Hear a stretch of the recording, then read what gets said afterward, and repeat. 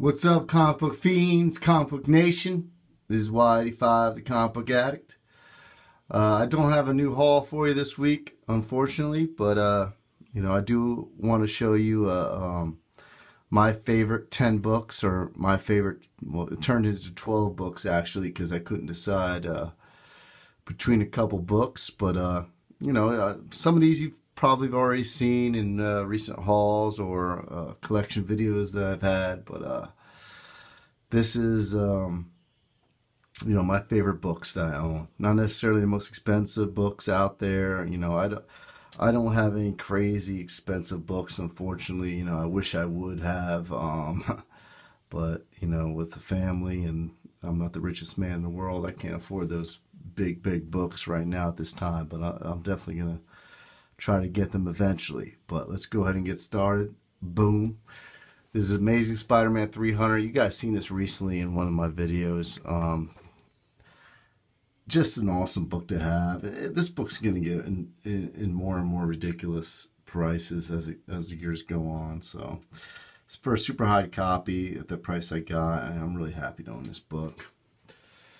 Next book I own, Swamp Thing 37, first appearance of Constantine. This book is just continuously going up in price, and I'm just glad I got I'd say a fine plus to a very fine minus copy for a decent price. It's probably a VF minus condition, but I got it for 30 bucks, so I can't complain, and it's hard to find this book at that price for that condition nowadays anyway, so I'm glad to have that. This book, Teen Titans number 2. It's 2 Teen Titans books I wanted to show off. Teen Titans number 2 and New Teen Titans number 44. First appearance of Nightwing, first appearance of Deathstroke. Those 2 books are now extremely expensive. I mean, upwards of $80 to $100 for a raw copy now. I mean, it's pretty ridiculous.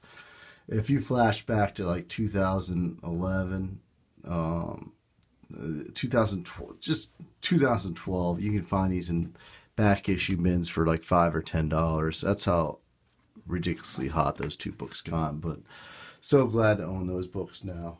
Really happy to have that. This is my oldest book I own. Guardians of the Galaxy. Well, actually, let me rephrase that. Marvel Superheroes Presents Guardians of the Galaxy issue 18. I bought this book. This is one of my ultimate stealth buys I've ever had. I got this. It's in VG.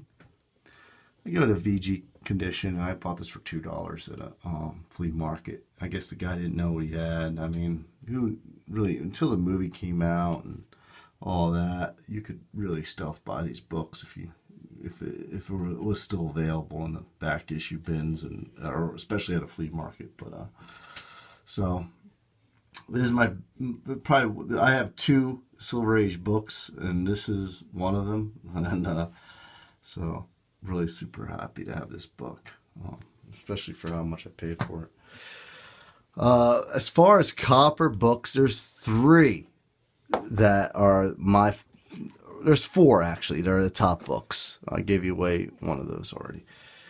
There's 4 that I feel are the top books. I mean, of course, there's some independents, this and that, but besides this one I already showed, and these 2, New Mutants 87 and Uncanny 266. The other one's New Mutants 98. To me, those are the top 4. Those are the big 4 as far as Copper Age, or Copper Age to late 80s, early 90s books that are like the big books to get. And especially this one, I paid $40 for this, which is a lot, but this is 9896 every day of the week, and I'm just super thrilled to have it. So for $40 for 9896, hard to send it in. Yeah, I know I'm not a fucking CGC friggin' grader, but I'm smart enough to know what books are like as mint as they get, and this is definitely one of them. So really happy to get this book. This book right here, I mean, right now I suggest get it, because I foresee in a year or 2 it's gonna be just like New Mutants 98. It's gonna be ridiculously way overpriced.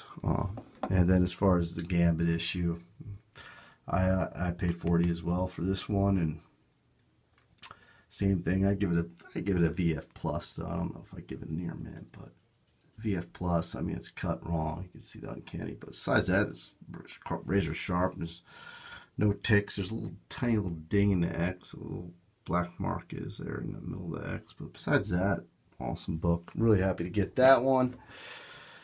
Swamp Thing #1. You know, I like saying Swamp Thing.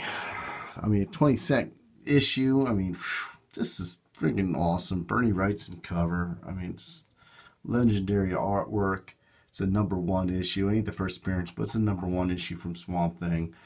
This thing, in my opinion, is only going to keep going up in value. So I got this thing's in very fine condition, which is very hard to find.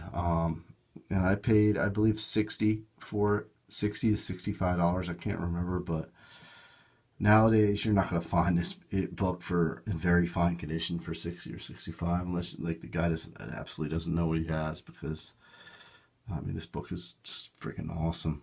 Love it. So happy to have it.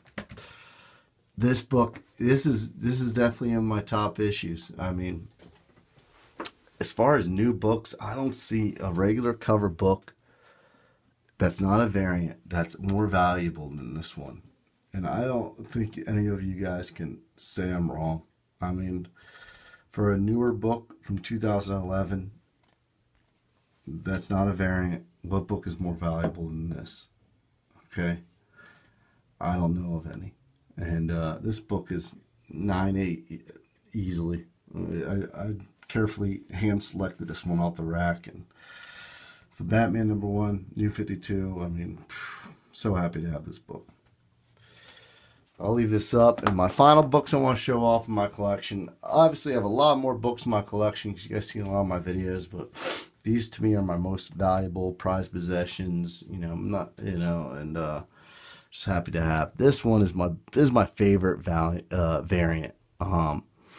It's not like there's some of those crazy variants out there, the Deadpool variant or this Amazing Spider-Man variant that's ridiculously, or that even that Supergirl variant on a Meteor that's ridiculously so friggin' expensive. But for me, this one, I mean, I paid $30 for it. I went to a show, talked the guy down from 35 to 30. But even at the time when I bought this 2 years ago, this Green Lantern #9 variant, still, this book right here is easily a $75 book. I mean, a $100 book.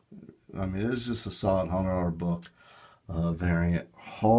Very hard to find. Very hard to find. 99 times out of 100, if you go to a comic book shop, it's not there. And I'm just so happy to have this in my collection. Really hard book to find. And even a harder book to find, and this is definitely my prized possession just because how hard to find it is. And even Hero Hunter, shout out to you. You know how hard it is to find this book. Boom, baby. I showed this before. This is Primer issue 5. If you go on eBay, you're not going to see a copy that's listed for under $100. That's how hard it is to find this book. And this copy right here, I think I paid $20 for it. It has a few dings here, and that's it. 2 dings. You can see it right there. My fingers are. But other than that, everything else is razor sharp. And I actually does have a couple of has a dent here. So I give it a fine plus to a VF minus. But even in that condition, I mean, everything else is so clean on this book that it's so hard to find. And I opened it up. The book is nice inside. So happy to find that book too, because that book is really hard to find. But anyway, that's my collection video. My top books that I have, my favorite books that I have in my possession. And other than that, I'll have a comic haul in the next couple of weeks. But I hope everyone's doing well in the community. And Comic Book Addict signing out. See you later.